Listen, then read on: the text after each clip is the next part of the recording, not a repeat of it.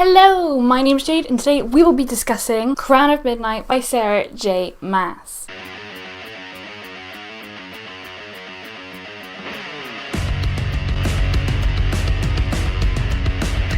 This is the second book in the Throne of Glass series. I recently read The Assassin's Blade for the first time, and then I reread Throne of Glass, and now I'm finally have gotten to Crown of Midnight. And I'm currently reading Rare Fire, so good things, hopefully. I might finish the series come the end of the year. Being that Crown of Midnight is the second book in a series, there's not a lot I can say. The cover isn't my fave. I just really like the colour scheme of the first two. I think I enjoyed this about equally to my enjoyment of Throne of Glass. I might have enjoyed Throne of Glass a little more because it was a reread, and when you reread things, especially when you know what happens and you like the book, typically it's just a more fun experience rereading them, from my experience anyway. Because Throne of Glass was a reread, I had extra fun reading that one. I think I prefer Throne of Glass a little more to this one because I think the plot is a bit stronger. Like if I were, I'm not going to summarize what this plot is about because it's the second book, but if I were to, I don't really know where I'd even begin because it's a little bit all over the place, which is fine. It just very much has that kind of connecting book feeling, and like that's fine because it's a long series. It just means that this individual book in and of itself isn't probably going to be my favorite of the series, but I wasn't expecting that anyway. Like they're really similar in my mind. I really enjoyed this one. Again, I'd still give it, I think, like an 8 out of 10, and I'm really excited for this series to get going in the direction that it's in. Also, you have to keep in mind that I'm really late to the bandwagon, and I've heard names of characters that haven't even been introduced yet, and you kind of get somewhat of a sense of the kind of things that might go on. I don't for sure know, I just had my gut feeling, but my gut feeling also was developed reading the first book of what was going to happen, and so far my gut is pretty right. That's all I'm going to say for the non-spoiler section. If you've yet to read Crown of Midnight, please leave, go read the book. I mean, I'm sure everyone ever has read Crown of Midnight, I would imagine, but if you haven't, leave or I will spoil you for the book. Cool. Should we start at the beginning? That seems like a good place to start. Cole and Dorian and Selena. So, first time reading Throne of Glass, it was very reminiscent of the Will, Jem, Tessa love triangle to me. That one, I was flip-flopping all over the place. I loved them both equally, and this is very similar to that. I'd be happy if she ended up with either of them. However, like I said, the series has been on long enough that I have a feeling that neither of them actually are endgame, but I was leaning towards Kale the first time around, and then rereading Throne of Glass, I was kind of like, yeah, but he is quite mean to her. Like, I definitely understand why people ship Dorian. Like, he's quite blunt for a long time, but it always felt to me they had like a more intimate understanding there. I still think ultimately if I had to pick a team, I'm Team Kale. I still think I prefer her with Kale. Don't get me wrong, I love Dorian. He's one of my favorite characters, and if she ended up with Dorian, I'd be more than happy, and I love them so much as friends, but I'm Team Kale. I just am. I just really love them together, and I think they have a really sweet thing going. And I really just felt for Kale a lot throughout this book, and I understand that he made mistakes and he's not perfect by any means, but I really felt for him a lot. Now that that's out of the way, I was really distressed with her pushing Dorian away. She was so mean to him, the way she was pushing him away. Why was she doing it? Was it because he was the crown prince? Nothing good would ever come between them because they're just such different worlds. They're enemies, really. But like, I don't think she thinks of them as enemies. I don't think she thinks that way. She was the one who said she still wanted to be friends, and then he's just trying to be your friend and you're being mean. And the way she was lying to everyone, it was so risky. She kept lying to Nihima, and obviously that's how she and Nihima ended up having so many arguments. Rereading Throne of Glass, there are so many hints to the things that happened in The Assassin's Blade, and I think technically you're supposed to read The Assassin's Blade after Crown of Midnight because it does build up a lot of the mysteries, and you do get all the answers to all these little things that she's been hinting at throughout these past two books, because she heavily hints at a lot of the things that goes on in those two books. And I don't know if it's going to happen as much now because you would have read The Assassin's Blade presumably before Rare Fire, so I don't know if those hints are going to lessen a little bit because there's so many of them, and every time I would just be like, I understand. So even though you're probably supposed to read The Assassin's Blade after Crown of Midnight, I really enjoyed reading all the little tidbits, knowing what she was referring to. That was really fun for me. I'm gonna try not to spoil The Assassin's Blade. Wesley killed Farron. Oh, and then I think Wesley died too though, which is really sad. Mort. When we first saw Mort, I was kind of like, I'm sorry, what? I don't know, it felt kind of silly, but then he came into play so often. It felt unsilly. The more he came in and the more involved he was, the more believable and grounded it sounded. There's a talking door knocker who's quite sassy, really. I loved him come the end. I loved his involvement. I hope we get to see him in Heir of Fire. I really want to see him and Dorian have a conversation. I think that'd be a lot of fun. And so the magic existing is a big thing in this one as well, like what magic does exist. Baba Yellowlegs, it seems like could she wield magic? I wasn't clear, because all we saw her do was answer questions for them, which is stuff she could have known without magic. Because Mort is still existing and he's magical. Old magic, like King Brannon time magic, still exists. I want to know exactly how long ago that was. I don't know if it's been mentioned and I've missed it. They say ancient magic, but like how ancient are we talking here? How many generations up? And then later on we also find out that it's only on Ilway, like other continents have magic. Wendling, I'm presuming, has magic. I wonder when she goes to Wendling if she will then be able to access her magic again, because she's not in Ilway anymore. What's the planet called? Like, is it Earth? Another of the really big problems Selena had, and that I hadn't really thought about, I guess, up until this book, because it was so apparent, and like I kind of caught onto this and started thinking about this early on, and then the more the book it became a really big problem between her and Nahima. The fact that Selena, she doesn't want to help, she doesn't care, she just wants to live her life, she just wants to be free. I mean, it's understandable given everything she went through with Arabin. She knows her lineage, she must know that that can't happen. She still cares about Terrasen, right? But Princess a lot, she thinks about it a lot. She's really mad about what happened, and having people like Queen Elena come up to her, she must know that it's too big a responsibility for her to just ignore. Come the end, because Nahima died, it pushed her. It did, as Nahima and the Queen were talking. When there was that chapter with Nahima and the Queen talking, I was like, no, what's gonna happen? What is this? What is this? I didn't think it was gonna be Nahima dying. I'm wondering how much of that's gonna still remain within Selena, like she doesn't care. I'm wondering at what point, like she's doing it now for Nahima's sake, because she promised, but I still don't get the sense that she's truly doing it because she wants to. So I wonder at what point that will stop and she will care, because I'm assuming she must do eventually. I'm wondering what line will have to be crossed, or what realization will have to happen upon her. When Nahima died, I wasn't that affected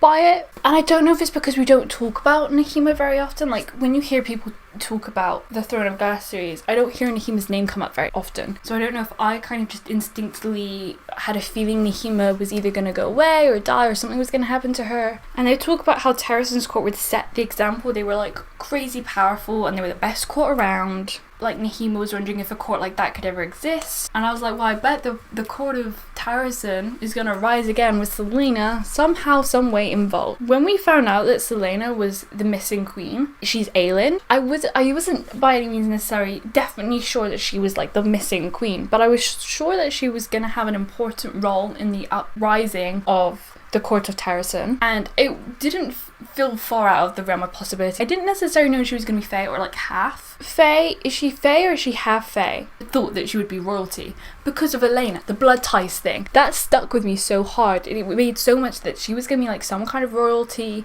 in Terrasen, and Dorian some kind of royalty in, oh lord, I can't remember the name of the country. Ardland, well, I mean, he's like the crown prince, but like she's the crown princess. They would come together and like rule together some way, somehow. That was what I was thinking was gonna be going on here. And I don't know if they're necessarily gonna be ruling together, but I really hope he's gonna like help with her plight, help them take over from king. It's kind of what I was referenced to earlier, that now that we've got that cleared out, it's going to be more exciting things, I guess. What we have to do is already so strongly known, like we need to get the ward keys and overthrow the king. Like how is it going to take 4 books to accomplish this? Like what's actually going to happen between it now and then? And the fact that she's now in Wendling, which the way she was talking about it to Elena at the end made it sound like it's going to stop her progress of this bigger quest of overthrowing the king and finding the ward keys. But there's Faye over there, which is why Cole did it. He wanted to protect her, and I can only imagine that she's going to go talk to the Faye and get some alliances going, and they're going to help with her plight as well.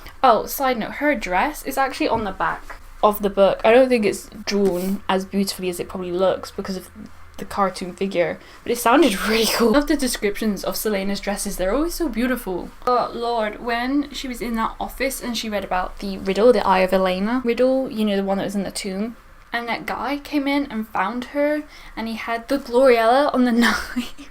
It was really scary because no one really knew she was there apart from Archer, and the way she described Archer, like the way he moved faster than he should, he was stealthier than he should be. I definitely suspected that there was something, we couldn't fully trust him, or at least there was something he knew that he wasn't letting on. And like knowing her past with Gloriella, it just really scared me. Oh, back to Dorian. He keeps saying that he's gonna let her go, and like he says that he let her go and he feels better the next morning, and he obviously didn't, because then come the dance when he sees Cole and Selena dancing, he keeps yearning for her, and it's so hard to read. And I think if she was nicer to him and they were at least friends, he would move on easier. I also think that him and Kale need to, because they never communicated. I had a hardcore feeling reading Throne of Glass that no one knew that Kale was into Selena, like Dorian didn't know. They needed to talk to each other. But then rereading it, Dorian did know, because he was always hinting at it, and he just didn't care. He went after her anyway, because he's the crown prince and he can get whatever he wants. Like, it was so obvious that both of them acknowledged that the other guy was also interested in her, and both of them acknowledged that she was interested in both of them back, and they just kind of both were trying to get her anyway. To be fair, Kale didn't for a long time, and I do think that was out of his loyalty for Dorian. I did really like it when she and Kale danced. I mean, it's hard because Selena's such a rule breaker and she's breaking all of Kale's rules, so I could understand him being constantly annoyed and mad with her.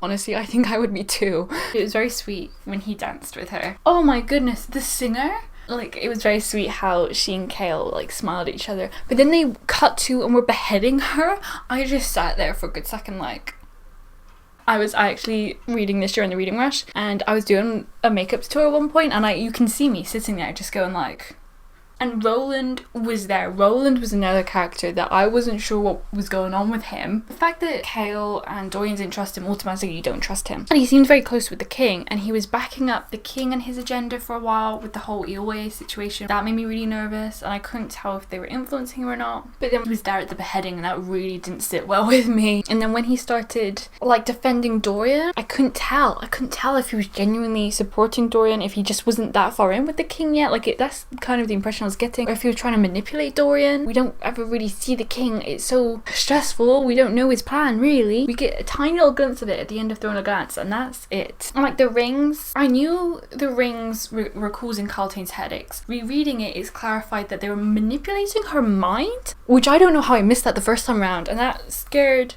the living crap out of me, and I can only assume this is what's happening with Roland, because he starts complaining about headaches at one point, and he's now off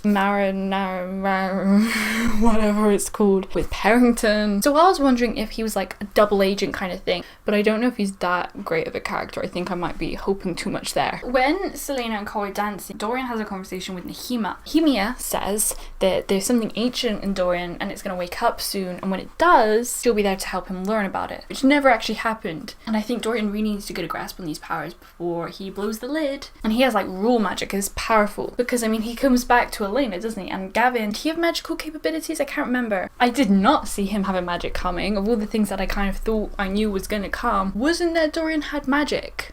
I really loved Kale's birthday scene as well. It sounded so beautiful, like the terrace thing they were in. She lets Kale in on some of her information, and she wants to bargain with the king and leave. She wants to either shorten her contract or manipulate her contract so she can get away. She just wants to be away. She just wants to be done with this all now. Even what Elena wants her to do, she's kind of doing it, but any chance she'll get to be not doing it anymore, she'll take it. But again, like, as the reader, you know that's not going to happen, because you know she's going to be involved in this stuff. It's just a matter of waiting for her to accept it, and it took her a really long time. So that was kind of frustrating me, and even then I felt like she's not fully accepted it yet, so she still has to. She will have to eventually. I can't see how she won't. Kale says that he wants to go with her, and this was really big, because this is when he starts doubting his loyalty to the king. His role is still to protect the royal family, and he's still going to do that. He's at the king's beck and call ultimately, but it's in the job description. Just worried about his loyalties and where they lie. He says they lie with Selena, but he often second guesses Selena a lot in this book, and so that's another reason why I could see why people would prefer Dorian. I think I could understand all the reasons why he was doing it.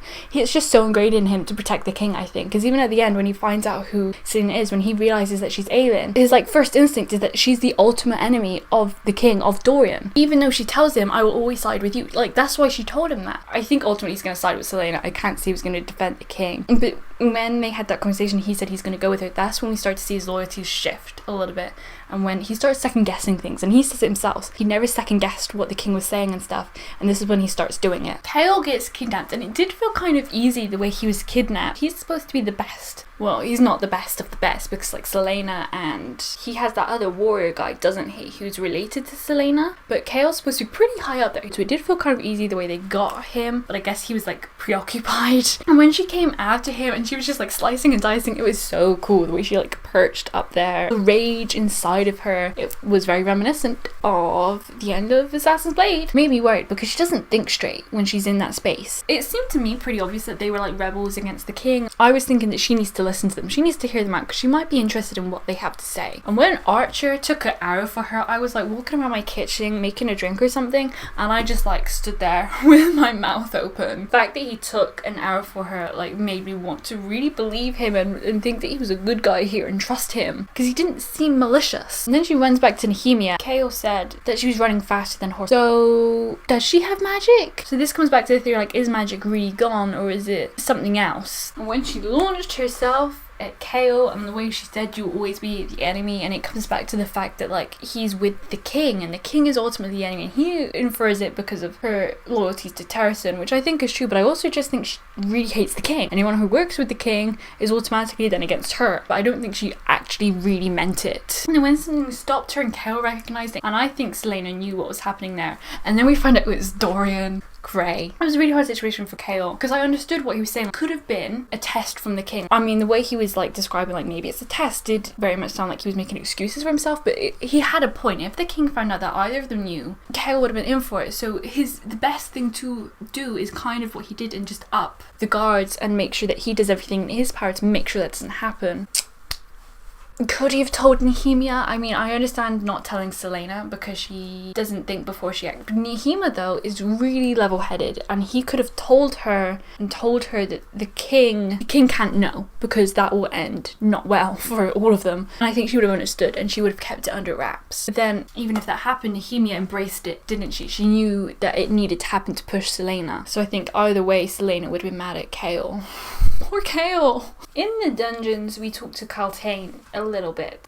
Both Nehemia and Kaltain were dreaming of shadows and wings. It very much has the feeling, because Nehemia talked about this earlier, how she would send people to the White Fang Mountains and they wouldn't come back, and they would tell stories about hearing wings and stuff. It very much feels like something's coming. He's building some kind of army. With the Labyrinth, it seems like he's keeping things there. The king, we get another glimpse in his mind, I think it's at the end, about how he needs riders for his Wyverns or something like that, and how he's building an army. I feel bad for Kaltain and how she's just like an experiment to them, and I wonder what's going to ultimately end up happening with her. I've got a feeling it's going to be sad. Selena figures out that it was Grave that killed Nehemia because of the style. I'm surprised Kale didn't deduce that. Like, Grave even says it himself when we flash to his point of view. Did I need to sign a letter saying, yo, it's from me? It didn't take Selena very long to find him after that as well, so it felt like Kale's guards, they're really slacking. I mean, Kale, I guess he's preoccupied, but it was so cool when she walked in, the way we were in his perspective, like second guessing everything she was doing, and then she starts like torturing him, and he like instantly realizes the mistake he made and how much he undermined her,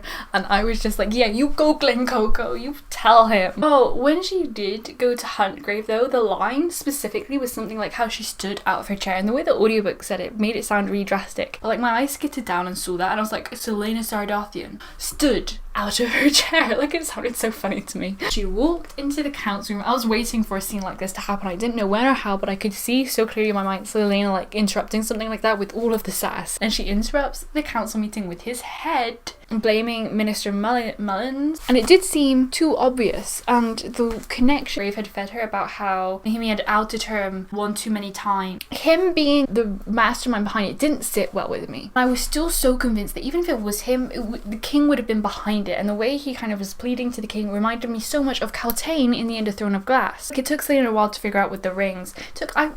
So many people talked about the rings, and like Kale noticed Perton's eyes in Throne of Glass, how they would like do weird things. No one's put it together, the fact that they're all wearing these weird rings. Like, if nothing else, think about how they must be some part of a weird club, some weird death club of weirdness. And Selena eventually puts it together with the headaches and the rings. And she goes and talks to Archer, and she still won't side with him. She's still mad at him. I can't remember why she's mad at him, because he kidnapped Kale, or probably something really stupid like that. So the eye of the Elena riddle, I was sure that it would be her pendant as well, but she obviously kept trying and kept not working, and Nahimi was convinced it wasn't, and I couldn't tell if Nahimi was trying to throw off the scent. Ultimately ended up being the eye of Gavin, the sword, which I forgot that there was even an eye on the Gavin sword, Damaris, that one. And we have the poem about the 3 different objects, and one of them was obviously in a crown. Like, I don't know why it took her so long to figure that one out. And one of them sounds like it might be in some kind of volcano, and then the last one, the poem said no one knows where that one is. So if the king does have 2, I'm assuming he has the one in, well, he has the one in the crown and the one in the volcano, or whatever that second hint was. The last one, no one ever knew where that one went, so I'm assuming that's the one we're gonna have to find. So that's gonna be fun.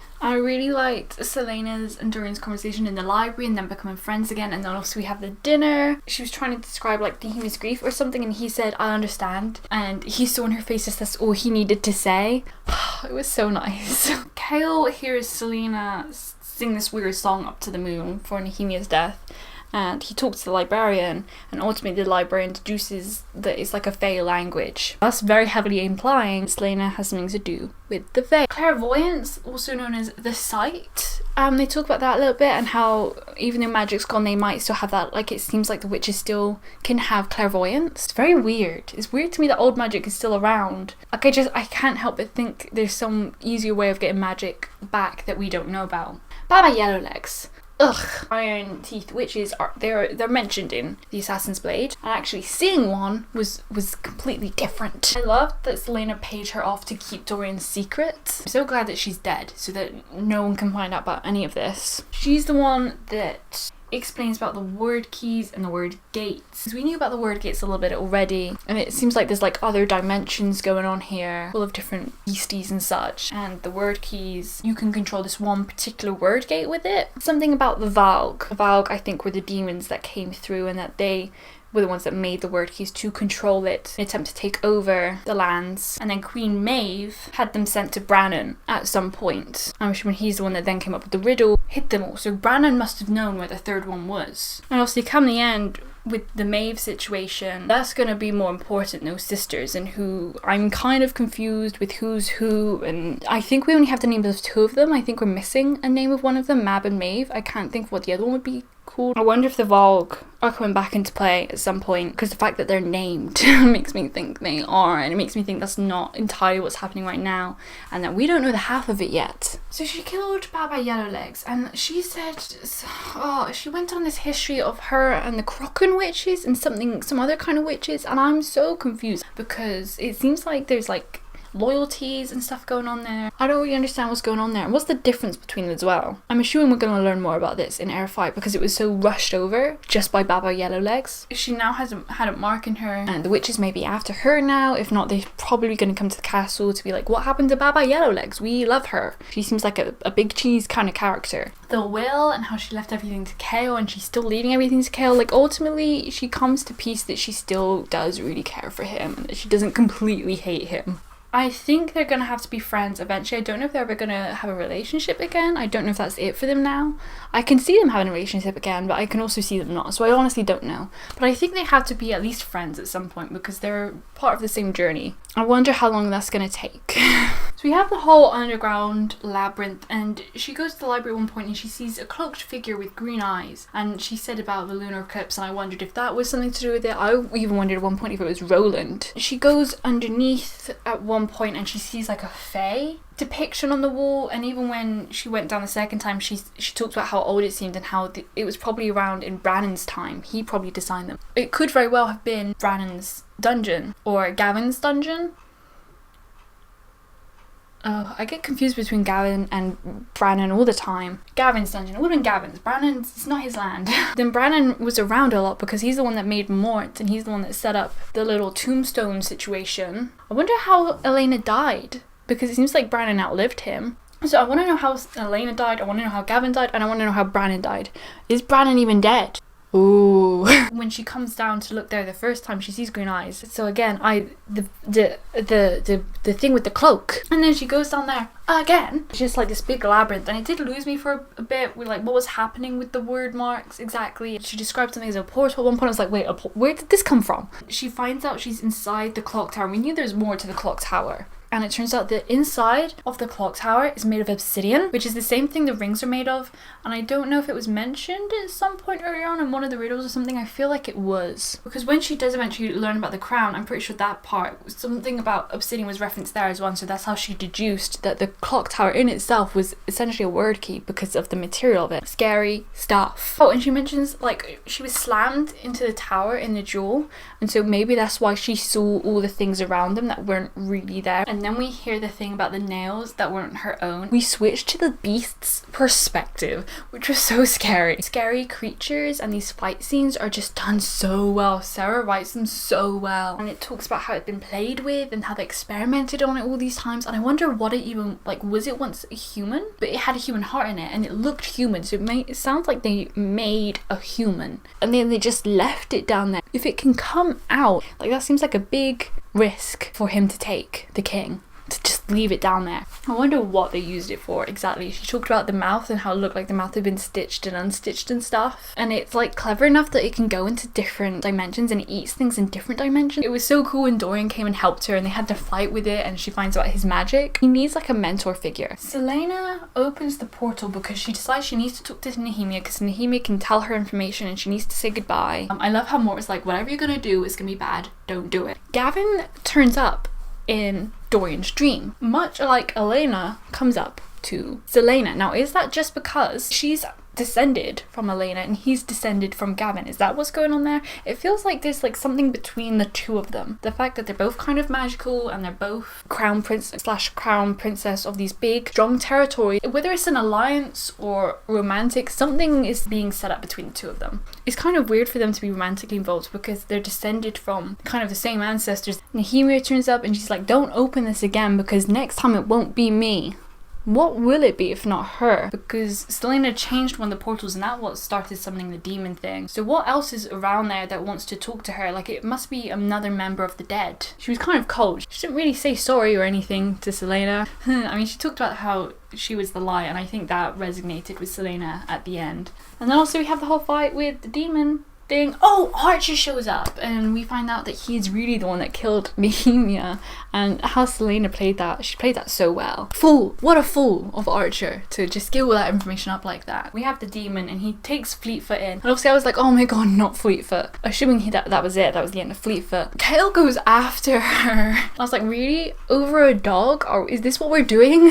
Selena comes through and she like unleashes herself and she's Fae. And Kale was horrified, which again suggests that they're not meant to be. And I think ultimately he can get over it, but I think it's going to take him a while to kind of accept it. Like Dorian at one point says about like Terrason and how they worked with magic wielders and how it was unnatural and weird. I wonder if now that he has magic that's going to change his mind. I wonder if she's going to ultimately end up just being like accepting her Fae heritage and just walking around Fae. Her magic comes out in fire, so I wonder if that's the only type of magic she can wield or if there's other kinds of magic she can wield and whether that's just a Fae thing. She also has heightened senses. I was wondering like how has she been hiding it this whole time? Might have mentioned that they can shift form. I want to know more about the shifting form thing. And she talks about like how when she was a kid she could never really control it, and I wonder if that's just because, Selena, you have anger management problems. Kale decided to send her to Gwendolyn before he knew her whole mission thing, just because he wanted her to go away, and he wanted her to stay away, I think, permanently, just to keep her safe. And he decides that he'll do what his dad wants him to do if he gets the support of his father, and he will become the Lord of Aniel, which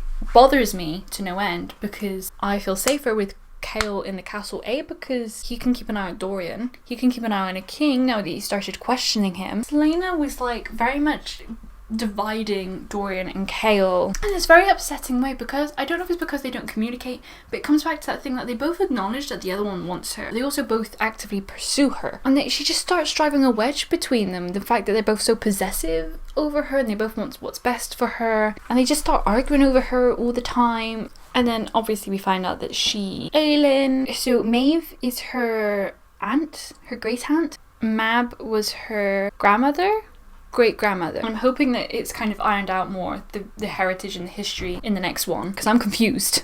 I wonder how much of Kale and Dorian we're going to see in the next one now that Selena's in Wendland. I wonder if we're going to flash back to them. I hope so, because I want to know what's going on. And I want Dorian, honestly. I feel bad for Dorian because he needs that mentor figure, and I don't know if she ever told him about more. I wonder if we're going to see Nehemia's parents at any point. It'd be nice to see them. I wonder when we're going to see Arabin, honestly, because I'm assuming it's not Fire because she's now in Wendland. I really want to see Arabin, and I want it. Yeah. And I also wonder if we're going to see any of the characters from the Assassin's Blade anytime soon. If you've only just read of Crown of Midnight like me, then please leave your theories down below. Yeah, that's everything I have for this video. Thank you so much for watching. I hope you have an awesome morning, afternoon, evening / night. My name's Jade. I hope I see you again next time. What am I doing with my hands? Goodbye!